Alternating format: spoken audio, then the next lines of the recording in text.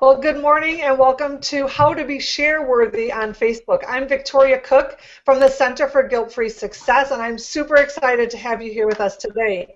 I'm going to be interviewing our guest expert, Jack Basho of The Social Networker. Good morning, everyone. Good morning. I know we're having a little bit of technical difficulty, so I apologize for that. I'm going to go ahead and mute everyone but Jack at the moment. And then when it comes time for questions, I'm certainly going to unmute and make sure. Welcome to How to Be Share-Worthy. Oh, and I see I had the live streaming. I had the live streaming page up, and I see it is working. So we are streaming live. So that's super exciting. All right, so thank you for bearing with me on some of these technical difficulties. It is a newer technology for myself as well as it seems everyone. So with that comes a few learning curves, so I appreciate the patience. Well, let me tell you a little bit about my friend Jack. I've known him for several years, and I can tell you he's been a tremendous resource to me, which is why I'm so excited to be able to pick his brain and share him with all of you. So Jack spent 14 years at Siemens, which is a Fortune 50 company, where he received extensive training and certification in telephony. That's computerized telephone systems. Sales, marketing, and customer service. He was able to help produce results in achieving revenue, profits, business growth, and customer satisfaction within startup, turnaround, and rapid changing environments. Jack is a highly customer-focused and performance-driven leader. He's mentored and motivated help desk teams comprising of more than 200 employees while supporting national accounts. So Jack now uses these fantastic skills to help small business owners and mid-sized companies achieve great results using techniques that he perfected in social media and digital marketing using his A.R.T thought leadership method that he created in this company, the Social Networker. So Jack is based in Marengo, and his business started in 2009, and he is the Social Networker. He helps companies with social relationship management by providing social solutions to create a more effective customer experience across the enterprise. Their mission at the Social Networker is to help businesses succeed without the burden of maintaining and administering their own Facebook and social media pages and letting business owners get back to business. Welcome, Jack. I'm so glad to have you here today. Thank you, Victoria, and thanks everybody for joining in with us. I'm really happy to be here, and this is pretty exciting to hear my bio read back to me. They're pretty amazing. Well, thank you very much. I'm honored to be here. Well, let's jump right in. I know we got a little bit of a late start. Why don't you, first of all, Jack, share with us a little bit about the art of engagement? Well, the art of engagement has a lot to do with thought leadership. And so what do we think of as a thought leader? We think of someone who has some expertise, maybe some people who follow them. But really what I like to compare it to is two different things. I like to say there's a balloon vendor, perhaps like at a fair, and then there's people flying kites. And a balloon vendor, there's usually a whole bunch of kids around a balloon vendor, right? And a whole bunch of parents that are going to pay for those kids to buy those balloons. So if you think of your social media pages as a balloon vendor, and you have a whole bunch of balloons in this bouquet, and perhaps you let one of those balloons go, is anyone looking at the balloon vendor anymore? I would say no. They're all going to be looking at that balloon that got loose, right? Absolutely. So if you hold that kind of in the back of your mind for a second, now perhaps you're going to a park and you see a whole bunch of people flying kites. Instantly your eye is going to go and look at all of the kites that are being flown, but then your brain says, hey, wait a minute, kites are normally flown by people, right? So your eye follows that kite string back down to the person holding the kite, and now we have something that's relative that we can anchor onto. So with social media, using a process called authentic and relevant and transparent, A.R.T, we can basically pull that balloon back down into our bouquet and turn it into a kite again. So everybody that followed that balloon on the way up has now been able to see that kite being pulled back down on the way back down. And what happens with that is some magical things with search engine optimization and Google Analytics, because you're capturing all of those metrics that come with those views of that balloon once it got loose and then pulled back down into your bouquet. So when we think about thought leadership, we think about tagging that post or that balloon, and we think about anchoring that balloon so that we are the thought leader, we are the anchor of that thought. And basically, what a great way to say that, Jack. I love that analogy. Hey, there's Jim. Welcome, Jim. Good morning. Good morning. So that's basically what thought leadership is, and depending on who the anchor is and moving it around on a different page, you're able to capture those metrics. And that can be very important because hopefully using that process of A.R.T, authentic, relevant, and transparent, and the T can also be sometimes timely. You can instantly become a thought leader, but more importantly, that process will help you become share-worthy. And really, especially with Facebook, that's where your huge potential comes with. Even with Google Plus, any type of social network that you have, you really want to become share-worthy with that post because you have instant credibility and instant thought leadership, and then people follow you. Yeah, and I love what you said about the string kind of coming back to that person anchoring that balloon and really making it a kite. I think that's a great way of thinking about that information that we're putting out there as business owners. So there's so many things that we can do in social media, Jack. How does one figure out what's best for them and find kind of the right path? Well, that's a good question because every business is different and every page for every business is different. So really what you want to be is yourself and talk about things that matter to you as a brand or as a person, because everything begins with a story. And there's nothing more compelling to people on social media than to read a story. That's really what gets them hooked on things. But I don't like to begin with things that everybody wants to talk about what you do, right? Well, what you do is the end result of something. It's not the beginning. So I like to start with why. That's the beginning. Why do I do this? Why am I involved in helping small business? Well, I love small business. It's a passion for me. I think it's the backbone of our country. So when that's the beginning of my story. At least in terms of starting my own company, and I am a small business as well, so I know what the pitfalls are. I know what the pitfalls are for a large business as well. I work for a Fortune 50 company, so that's kind of exciting to understand that. So when you think of your own business and you think of your own brand and the message that you want to get across, if you're having trouble trying to determine what that message is, start with why. Why do you do what you do? And that really lends itself to the authenticity of you as a person, you as a brand, or your company as a brand. And when you do that, you automatically become relevant to someone, because as human beings, that's how we communicate with each other. It's all relational communications. How do I relate to Victoria? How does she relate to me? It's kind of a reciprocal type of process, but it begins with why. It begins with the story. And every business has a story, so that's kind of how I explain that, and that's how I developed this A.R.T method of remaining true to that philosophy. Very nice. Very nice. So I know when you work with your clients, Jack, you create for them a roadmap for them to follow in social media, because I know there's so many different things that we can do as business owners. Can you give us a little bit of insight as to how we might think for ourselves about getting on a particular roadmap with our social media and why that would be important? Well, I'm a big believer.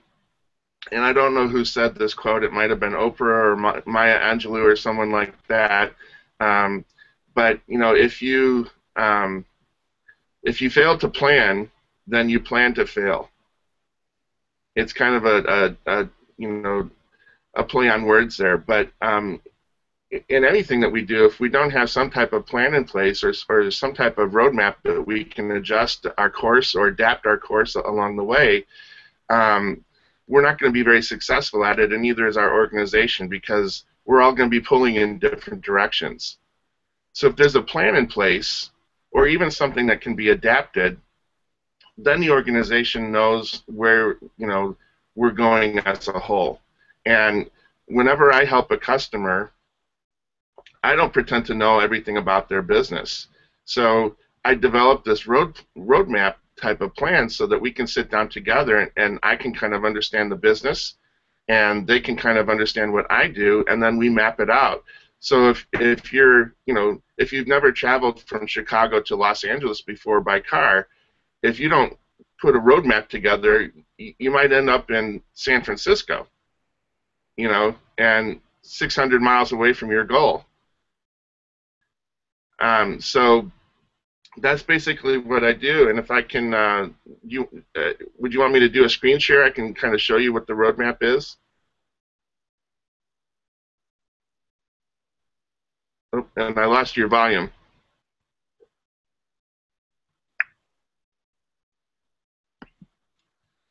Let's see. I am going to go ahead. See if I can find it.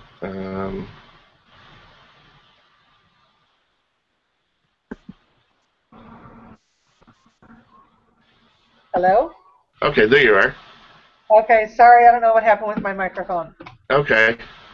So, well, can you just get, before you show us, can you, you know, how would we as business owners think about and create our own roadmap, at least a high-level roadmap, if we don't have someone like you? Sure. Well, whenever you think about a roadmap for a business, you probably want to think about a target audience and the different social networks that you want to connect with, because there's different audiences on those different social networks. So, for example, Twitter is really geared for celebrities and the young, you know, or music people and the young. And I'm talking, you know, people from like 10 years old to 20 years old. There's a lot of that generation on Twitter. So if you have a product that you're selling and it's geared towards like music or young people, then Twitter would probably be one of the best networks to go after. So, you know, you would need a roadmap to do that, or, you know, develop some type of target audience or message for that target audience. Likewise. So what I'm hearing you say, it's about understanding who your ideal target market is and where they're at socially. Correct. Yeah, because the different social networks might overlap with some of the different demographics, but ideally there's an entire demographic of people that, you know, you can relate to for a targeted message. Right. Okay, well, great. Any other thoughts on thought leadership and the importance of social media before you start to share with us some specific Facebook tips and tricks? I love the idea of thought leadership. It's something that's kind of exciting to think about, and how you apply it to the different social networks as well, because thought leadership with LinkedIn, for example, is different than thought leadership with Twitter. And with Twitter, your thought leadership has to be very succinct and also within 140 characters. You know, so you have to be very clear on what your message is, and very concise on what that message is, and do it within 140 characters. And if you're using a picture, you have to do it with less than that, because that picture takes up, I believe, 23 characters. I didn't know that. So thought leadership with Twitter can really be condensed into a hashtag as well. So, for example, the hashtag shareworthy, you know, that has an entire call to action and thought leadership built into it. And when you read the hashtag, you know, hashtag shareworthy, that evokes, you know, a call to action, without having to even be asked for it. It's like an entire thought condensed into one little string of letters. Nice. So that can be really cool, developing something like that. And I love um, the Jimmy Fallon and Justin Timberlake, YouTube video of how they communicate with hashtags. That's all that they do, and it's just pure thought. Yeah. It just That's evokes pretty these funny. hashtags, just evoke pure thought leadership, and it's completely relatable because we can see what they're doing at the same time. But thought leadership with LinkedIn is different because it's more business and professional, related. So your hashtags or your thoughts might be geared towards CEOs or a following of different types of professional and that type of people. So thought leadership applies differently to the different social networks, and you really have to be mindful of your of your surroundings, I should say, by virtue of the fact that the same message may not work on multiple platforms. Sure. Or it needs to be amended, it sounds like, for different platforms too. Right. So you might have to adapt that message. If it's a really good message, it might work on multiple platforms, but you might have to adapt it in terms of how many characters you can use, or the picture you might use, or something to that effect. Yeah, and I think hashtags are not as prevalent on social platforms like LinkedIn as they are, say, Twitter, and now getting to be more so on Facebook. Yeah, and they're also very prevalent on Google Plus now too. They've come on board with that. Yeah. Well, Jack, I know you have a ton of great tips, and I know this is what you do for a living, so I am so thrilled that you're willing to share at least a couple little tidbits with us and give us some ideas on how we can be more share-worthy and what to do to anchor those balloons back into our bouquet on Facebook. Would you mind showing us a couple of specific little tips and tricks? Sure, I'd be happy to. Okay, so do we do that with? Let's see. I do a screen share, right? Yep. Okay.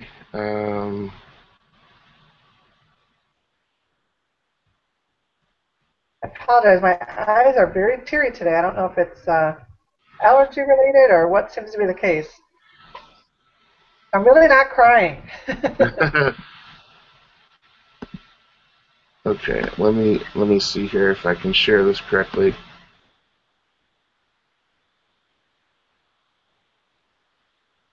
I'm going to select, I think, full screen, Jack, and then we should be able to see what you see. Okay. It worked perfect when we rehearsed it. There we go. I saw something there a second ago. Okay. Can you see what I'm typing here? Yeah, we can, absolutely.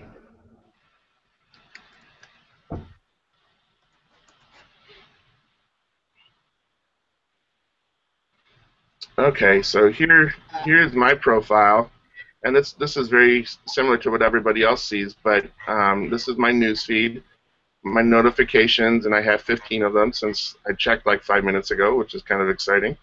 And then over on the left here, let me get these out of the way, is what I call my dashboard, all my indicators. And just like on a car, if a light comes on your dashboard, you're going to look at it. Well, these are all the different activities that are going on with the different pages that I manage. So let's go to Shoal Construction, for example, and I created a post for them last night, which was very cool, and you can see it right here. It's doing very well. 2,785 people have seen it since about 10:30 last night. Wow. So that's pretty exciting. I love this. This is why I do what I do, is to be able to see one post not become a base hit or a double play or a triple or even a home run. This is a grand slam. And I'll take you to this post. And this is one that I actually created off of an app called WordSwag. which is really fun. It's not a free app, but it's also very inexpensive. I think it was like, $2 or $3 or something like that on the App Store from Apple. But here's some just very basic thoughts about this particular post. Share if you agree, and then hashtag shareworthy. And what it does is it really condenses this thought into looking at this picture. And if I pull this picture up, I love this quote: "Working hard for something we don't care about is called stress. Working hard for something we love is called passion."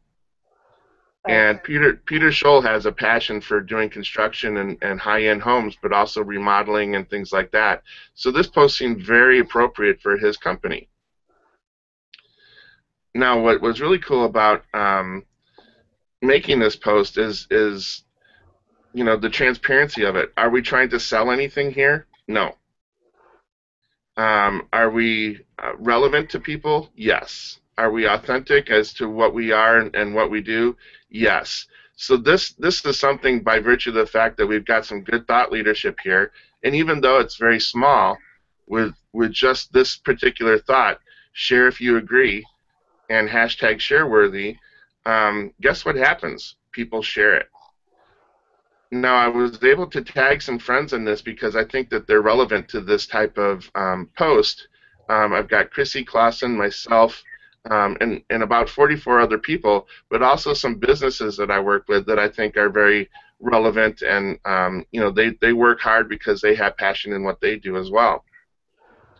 So these are like little mini anchors, little mini tags that we can do, and we're multiplying that one thought into multiple balloons, multiple kites, if you will. And what ends up happening is that this hits people's news feeds.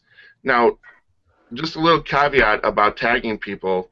You want to do it when you have their permission, and you don't want to do it too often, otherwise you're going to burn people out because they're getting tagged all the time. So make sure you have a group of people. This can be very helpful to a business that don't mind and will give you their permission to tag them. So I always want to put that little caveat in there. But just since last night, we have 1, 2, 3 plus 74, 77 people liked this post, and 41 of them shared it. So if we multiply those 74 people times those 41 shares, that's how we get that 2,785 people looking at this post. That's a huge thing, for a business and building awareness, because all of those people now know about Scholl Construction, and they're pretty likely to go and see, hey, this is a really cool thought from a really cool company. I want to know more about them, and that's where leads come from. So the more you do, these type of posts with the A.R.T. type of thought leadership, the more your business is going to expand, at least in terms of social media. Now, why is that important? We should pause a little bit for that to think about search engine optimization, because search engine optimization is basically analogous to how we look up things nowadays. We don't really use a Yellow Pages anymore. We don't go to the library and look up things like that anymore. We Google it, and that's now become a verb. It's no longer a noun, it's a verb. So your social media, if you create buzz and there's a lot of people looking at it, actually helps your search engine optimization with the ability for your website to be found, or just your brand in general to be found. The more people that interact with the internet, the more people are going to be able to find you. So that's really important. Now, being able to anchor your thought, if we go in and edit this post, we can see that all of these people have been tagged, which is pretty awesome. They all gave me permission to do that. We've got lots of businesses done here as well. But if we look at this part right here, this is the main anchor. This is what pulls all of those balloons back down into our bouquet and anchors it so that we get all of the credit for it. That's where those big numbers come from, 2,785, if I remember correctly. So it's really important to be able to harness the power of this social networking so that you can trunk it all back down to your business, and you become the actual thought leader for this thought, or your brand does. So, Jack, if I can interrupt you and ask a couple quick questions about this. Sure. So, I love the quote. I think it's great. Is it someone's quote, and does it need to be attributed? You know, yes, it does. That's an important thing, and I think it's Simon Sinek, and I can go back in and adjust this. For me, I see so many quotes throughout the day that I think are really cool, and sometimes I forget to write down who the thought leader was on this. But I believe that this is Simon Sinek who wrote this quote. So we don't necessarily have to give him credit in the picture, but we should do it in the thought leadership um, for the post. And I can go in there and put that in there and give him credit and do. Let's see. I believe he is right there. So now what's even really cool is I just tagged Simon Sinek in it, and there's his picture and his brand, and I've also made another link and another anchor for that link, and we're building SEO. So what's really cool about the social media aspect of this is that we can go in and adjust these things and give credit where credit is due. Yeah, I think that's important as well. The other thing I've seen a lot of people do, and I've been doing this myself, is if I do an image like that, I'll put the quote as part of the description of the image as well. So I kind of will replicate the quote in the description. Right. It seems like it's a best practice I've noticed on Facebook. Would you agree with that? Is that something that is a good idea to do? Well, sometimes repeating the quote in the text of the post can be a little bit redundant because you want people to look at the picture and click on the picture. But if you have a call to action like share if you agree, well, what are we sharing? They're going to go and click on that picture, and then they're going to read the message there. So Okay. there's two schools of thought that way. I don't think there's any wrong way of doing it. It just depends on your personal preference. Okay. I know I had another question, and now I can't remember it. It'll come back around, I'm sure. So just as a recap, you're saying what we want to do when we're sharing our information, particularly if we can share it in terms of images, which are huge, huge, and images and video are huge in social media, is we want to make sure we tag ourselves, Mm-hmm. tag those people that have given us permission to do so, to share it with them. Don't overdo the tagging, and make sure that we put in that location, which will then anchor it back to our, as you said, our bouquet or our social media page. Correct, and that's actually how we become the thought leader for that thought. Now, can I ask why in this did you not add something about, because I loved what you said about, Shoal Construction, that they have a passion for remodeling and home building. Why did you not include some of that in maybe the description? Because when I create a post like this, I want people to click on it, and it will show up in people's news feeds. But more importantly, the thought leader for this thought is Shoal Construction Company, and it's a blue link. And who doesn't love a blue link? You're going to go and click on it, right? So what's really cool about that is that people will then go around and look at your, the things that you do. They'll click on, what you do and how you do it and why you do it, right? So that's very cool. And because of the way that Facebook has changed, the only way for that to happen nowadays is through that tagging and that anchoring process, because that's the only way to get it into the newsfeed anymore. There's two versions of Facebook, by the way. And look, this has already gone up 2,951 for that post. Nice. That's pretty cool. So we're about to break the 3,000 barrier. So, yeah, there's two versions of Facebook. There's a pre-IPO and a post-IPO. And IPO stands for Initial Public Offering. And pre-IPO, it used to be how many fans you had, how many likes you had, because every post that you did as a digital marketer on Facebook with a professional fan page, it was a one-for-one. So, for example, the more fans that you had, if you had 1,000 fans on your site, 1,000 likes, all 1,000 people would see that in their newsfeed every time that page posted something. And that was pre-IPO Facebook.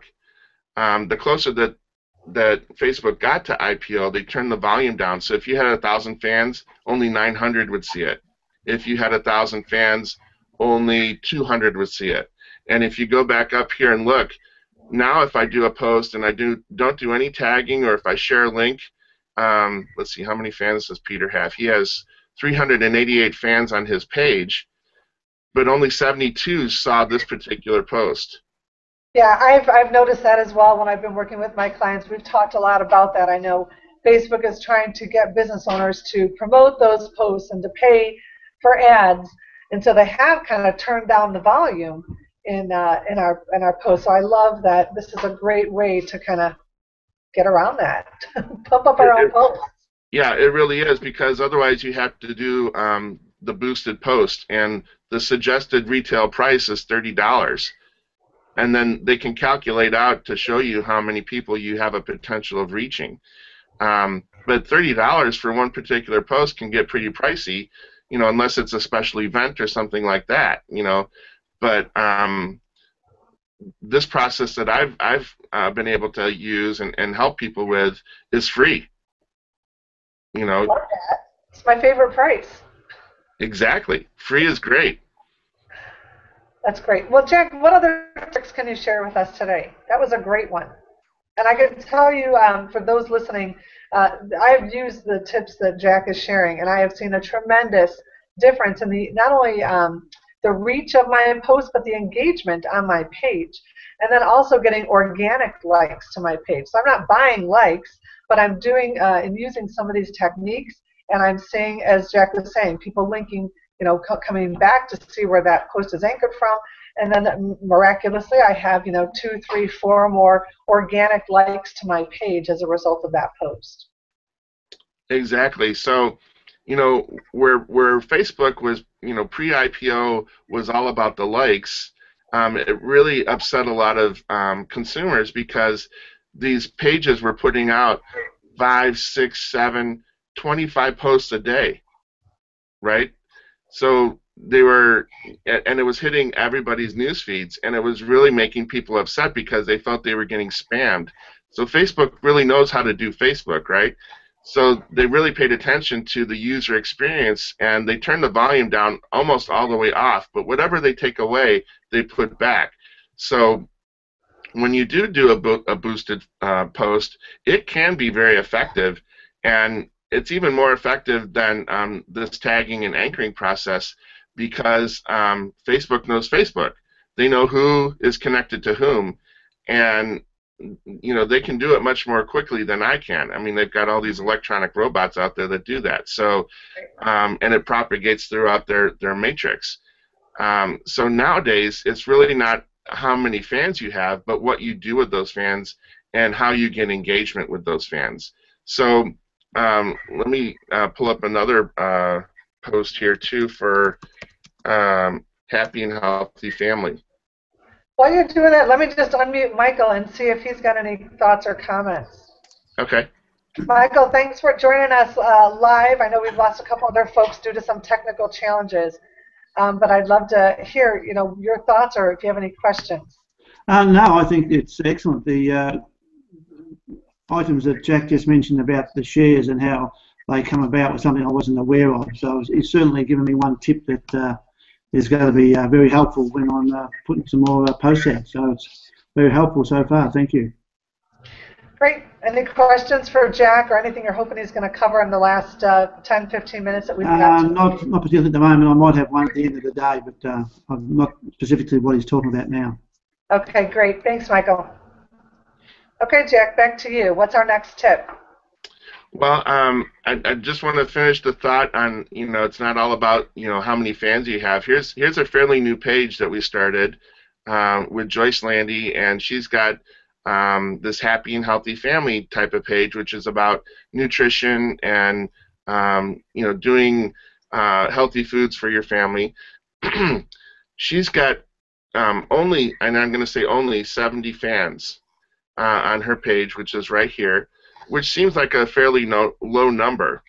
But she does a lot of things with her page, and I want to. And she shared this one, which is kind of cool. Let's go back up to her insights and see if we can find that one. We did one for autism. Let me go in here and see if I can find it. Let's see. And I love all of these graphics that you can get from Facebook. It's all these demographics and best times to post. So her particular, we'll go into this as another tip and trick, but these are just graphics that you can see on when things are being successful. Here was a really great post for 1,000 people, that 100% organic. The one that we did in April, this will blow everybody away here. It was really cool for autism. See if I can find it here.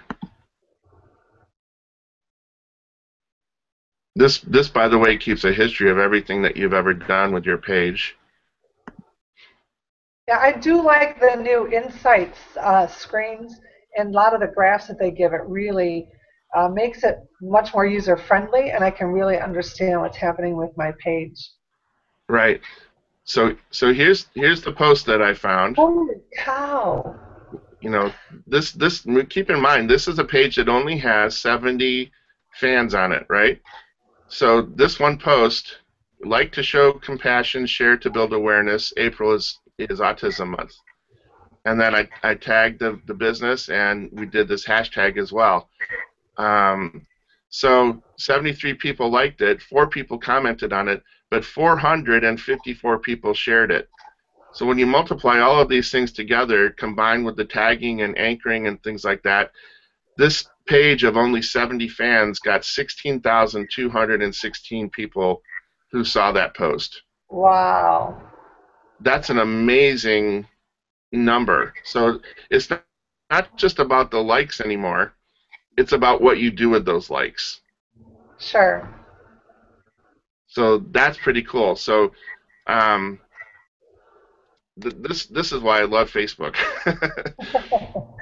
So let's go back and look at those insights again, Jack. And why don't you point out some of the important things for business owners to be looking at when they look at their insights? I know I used to get, I get the emails before you started helping me out with a few things, and I really didn't pay much attention. I didn't really know what I was looking at. But now it makes a little more sense. So why don't you point out for us the areas we really should pay some close attention to? Okay, great. So yeah, what's really cool about this section of Facebook called Insights is that it's like having a built-in project manager for your company. It's a business analyst that you don't even have to hire. This shows exactly what's going on a day-to-day, hour-to-hour basis with your page, with your social media. So if we look at Sunday, you can see that there's different spikes. So around 9 a.m. on Sunday is a really good time, or perhaps 8 o'clock. I'm sorry, 8 o'clock on a Sunday is a really great time for posting for this page, because just like with TV, there's a viewership. The viewers are watching at that particular time. But Monday is very different, than Tuesday, and so you can kind of graph this out to see, if you're going to be planning a post for a Monday, when is going to be the best time to do it? Because ultimately, even though the volume is turned down, you automatically know that there's a lot of people looking at stuff on a Monday morning at 6 o'clock in the morning, or at 10 o'clock, or perhaps even at 8:30 at night. But that day will be different than Saturday, where, again, at 6 a.m. you're going to have a viewership, or at 9 p.m. it kind of plateaus up there. That's a good time there too. So it's really, very beneficial to be able to see who's looking at what and when. So again, it's this built-in business analyst that will actually tell you, when is a good time to post and when isn't. 3 o'clock on a Friday afternoon is kind of a not a great time, or 3 a.m. You know, nobody's awake, right? You know, that kind of makes sense. That follows suit.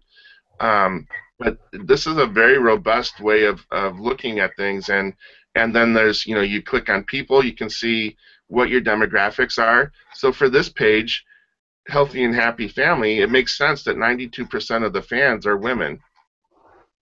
Only 8% of the fans are men, as compared to all of Facebook, which are 46 and 54% respectively. But this gives you a breakdown of not only the gender, but the ages as well. So 42% of those women are of the age of 45 to 54. So when you're thinking about thought leadership and you're thinking about the people who might be looking at your page, this is really a great way of being able to put a targeted message together for your target audience and a targeted time in which to post it. And it gives you a breakdown of where they're located: Woodstock, Crystal Lake, Chicago, Marengo. Here's one from Long Beach, California. There's one from Canada, the Philippines, and even Hungary. So, and which languages they speak. So, you know, understanding where your market is coming from and what types of cultures they come from, whether it be Canada, the Philippines, or Hungary, you know, those are low numbers. The rest of them come from the United States, but that really gives you an idea of, you know, what type of message you can put together and who's going to be looking at it. Yeah, that's great. Love that. Love that. So what else can we get you to share? Maybe one more tip or trick. Maybe I don't know what you have up your sleeve. I was thinking about you've taught me so much about events, so I didn't know if that was something you might be able to share, or if you had something else you wanted to tell us. Yeah, events are our wonderful. page too, if you want, Jack, and use that if you need an example. For your page? If you need an example, or whoever. Yeah, let's go to Victoria's page here for the Center for Guilt-Free Success, and her page. By the way, Facebook is changing, and Victoria's page has already switched over to the new timeline. Yeah, that happened this morning. Yeah, I like it better. It's better organized and it's easier to see. It's also very importantly, this is very cool. It's also mobile adapted. So you'll be seeing on your mobile phones shortly, depending on which page has been converted over. This is a huge job that they're working on right now. And there's a waiting list to have your page switched over. But when you do, it becomes digitally optimized for the mobile experience, which is about 70% of the people looking at Facebook on a daily basis. So that's just kind of a little thing right there. Okay, so we want to go to events. And events are really cool because you have upcoming events and past events, and each one of these things is brandable. They're promotable, they're taggable, they're invitable. And every type of action that you have on one of these events has a ripple effect out through the rest of Facebook. So this picture, for example, we can go in and add text. We can go in and anchor this. It's a mini thought within a mini blog within its own page, and even more importantly, this particular event has this right up here, this permanent link. So that is already search engine optimized. And the more people that... This was before I learned some of what you taught me. Yeah. So I love doing events on Facebook because by virtue of the fact that it's its own little microcosm of activity, and it's its own microblog, and it's really one of the best ways to build buzz about your brand, because if you anchor everything all correctly and tag it all correctly, and now you can even optimize it by adding in a category. So we can go down here. Yeah, they've really changed it a lot. This was the first thing that they changed to go and enhance the new timeline. So you can optimize this even further, by putting in, let's see, what would this be good for? Yeah, I wish they had business or marketing, some of those categories. Yeah, they're in the process of developing this even more. But what I love about the edit feature on events, or the posting feature, you can tag things within here. You can anchor them. You can add photos. You can even ask a question. These are all call to action type of things. And every time you do something like this, it updates the entire population of the guests that have been invited. Yeah, so don't edit that one. Pick one of my new upcoming events to do that too. Okay, let's go to. Let's see, what do we have here? This one with. That's our event for today. The one for today. Yeah. Okay, so here we are for the event for today, and it's a workshop. We put a new category in there. Oh, I did put a category in there. See, I did figure that out. Uh-huh.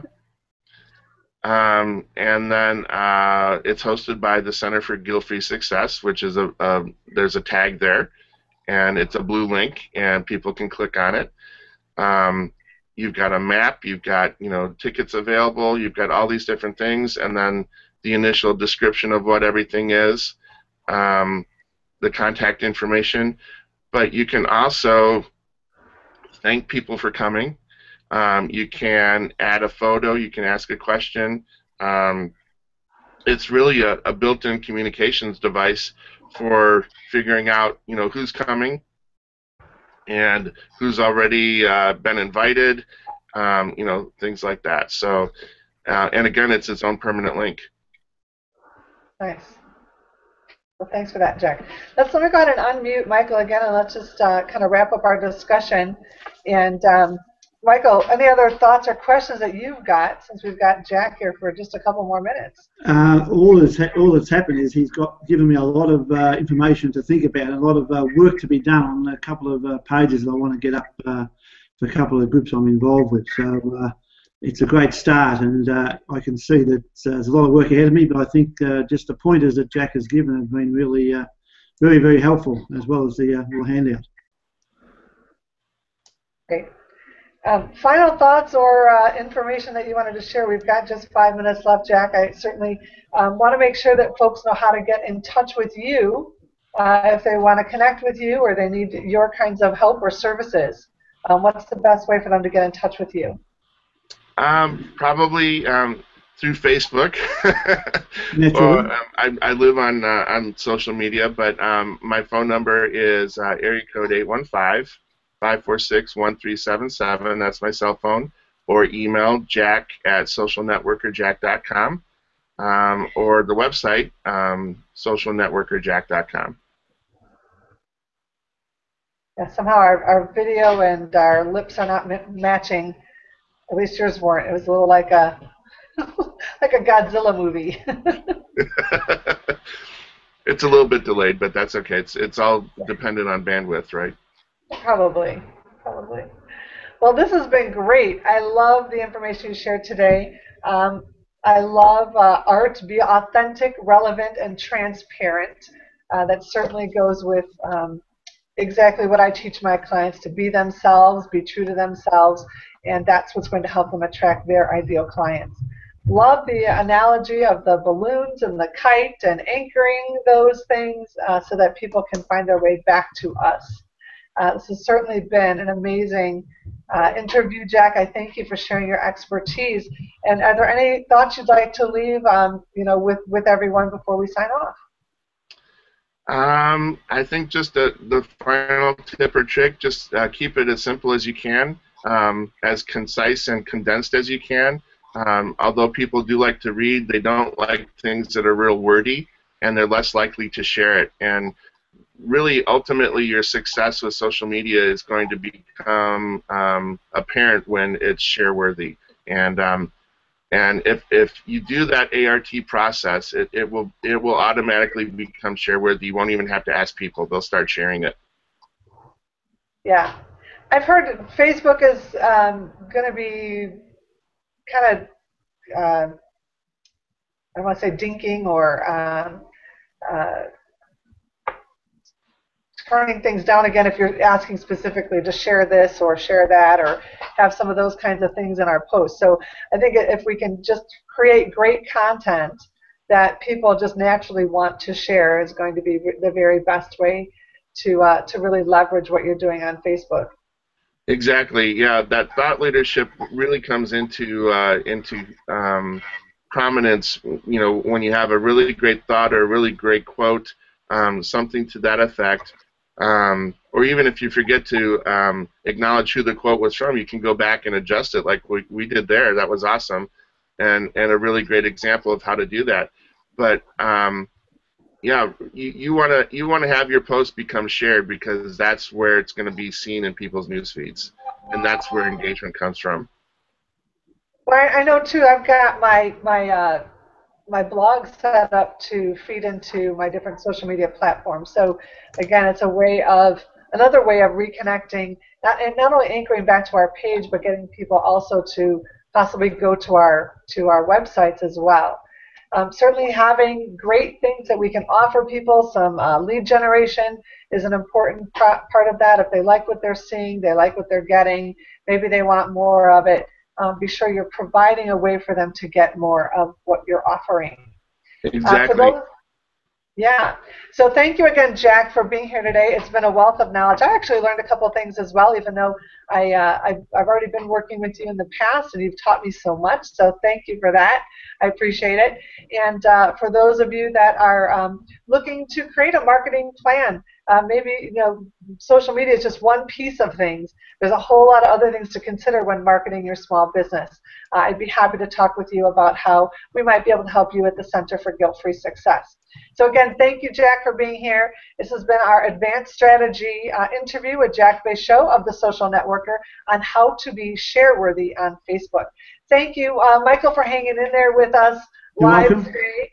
I'm so glad you were able to do that. I know we had a little technology challenges at the beginning. We lost a few folks who were going to be with us live, but hopefully they will catch the streaming audio. Certainly, the interview was excellent, and there was a lot of information there to digest, and certainly be putting a lot of that into action over the next couple of weeks or months. So thanks, Jack, very much for the talk and the tips.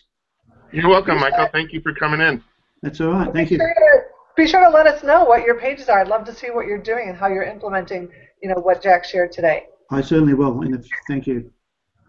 You're welcome. All right, well, this is Victoria Cook, Guilt-Free Business and Marketing Coach, signing off. Thank you again, Michael. Thank you, Jack, for being here on our advanced strategy marketing class on being share-worthy on Facebook. Bye, everyone. Bye.